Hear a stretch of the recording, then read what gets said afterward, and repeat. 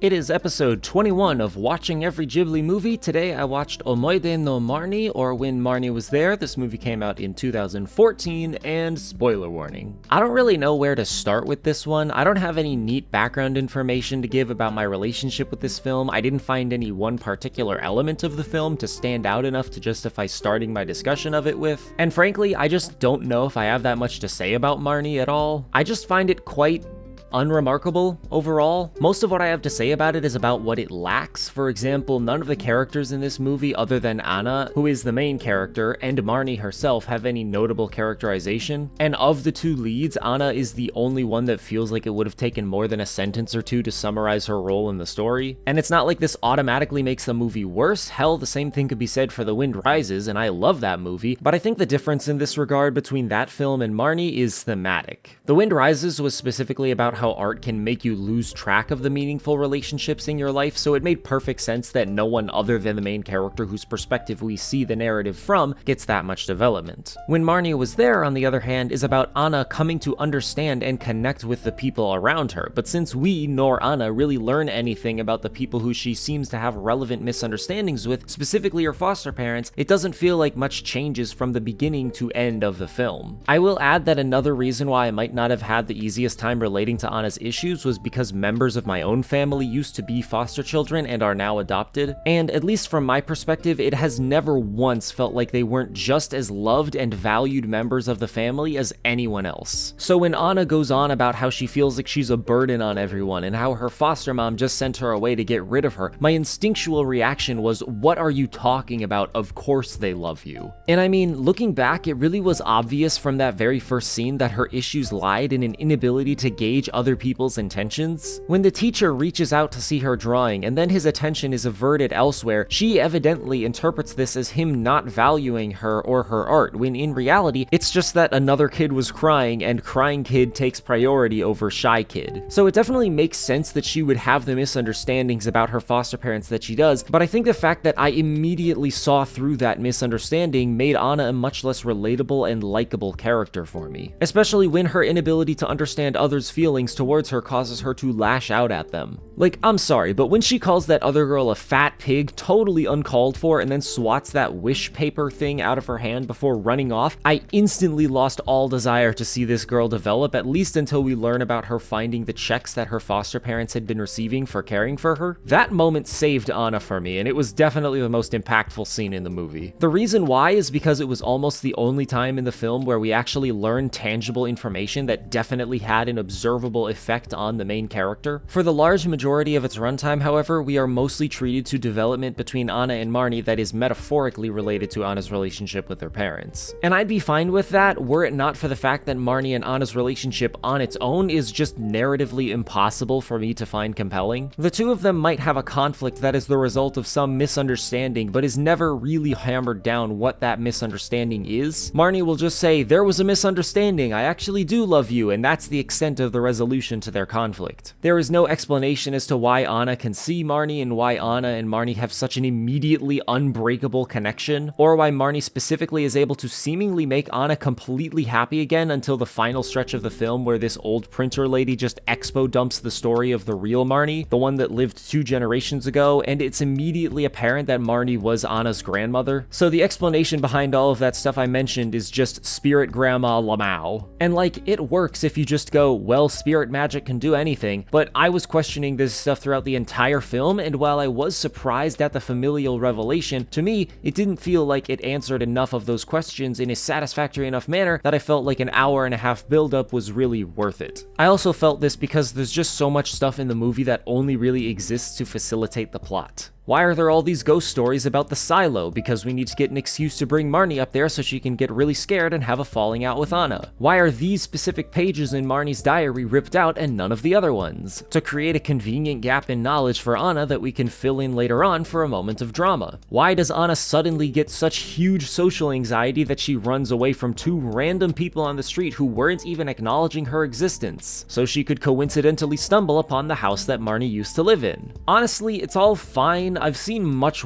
worse. I guess I've just had my standards for Studio Ghibli set pretty high. Like, the visuals are a perfect example. Once again, the presentation of this film is very strong, but compared to some of the studio's past work, it just comes across as nothing extraordinary, even though it has a lot of really great background art, character animation, and visual details to think about. Remember when Anna is getting picked up by Marnie on the boat and she runs out into the water with her shoes on? And previously, when walking into the water, she made sure to take her shoes off to not get them wet? That was a very nice bit of storytelling through visuals alone. It really communicated how much Anna values her relationship with Marnie. Also, since I'm talking about visuals, I just have to mention that Anna's design reminds me of Ryo's from Devilman Crybaby. That has nothing to do with anything, but I had to mention it. Also, the premise of why Anna is moving out to the countryside got me wondering, is moving out to the countryside a real remedy for asthma? Because basically the same thing happened in The Wind Rises and in many other media pieces I've seen. So if anyone could answer this very serious and important pondering that I have that I definitely couldn't just Google on my own time, that would be pretty cool. Other random stuff I have to mention before I wrap up, Anna says that she doesn't mind how tight the space is in the car, and although no one probably intended for this to be the case, I related to that very much. See, I have like the opposite of claustrophobia. I don't like it when there's open space around me that I cannot see. It makes me feel like something could be behind me at all times, and as a result, I like having something making contact with my back. It just makes me feel more secure. I know, I'm really weird. Final nitpick, I do not understand why that boatman came to save Anna and give her a ride across the shore.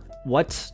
Why does he even exist? I don't know. Overall, I wasn't too crazy about when Marnie was there. It has some cool elements, but they are built on an all-around weak foundation, if that word choice makes sense. Though it also wasn't unbearably long, so I'm gonna give this one a soft 4 out of 10. But with that said, what do you think? Let me know in the comments if you've already seen this film, or if you're watching these Ghibli movies along with me. Next up, and the most recent of all the Ghibli movies currently, is going to be Aya to Maho, or Earwig and the Witch, so stick around for that. Until then, I hope you have a wonderful day, thanks for watching, and I'll see you in the next one.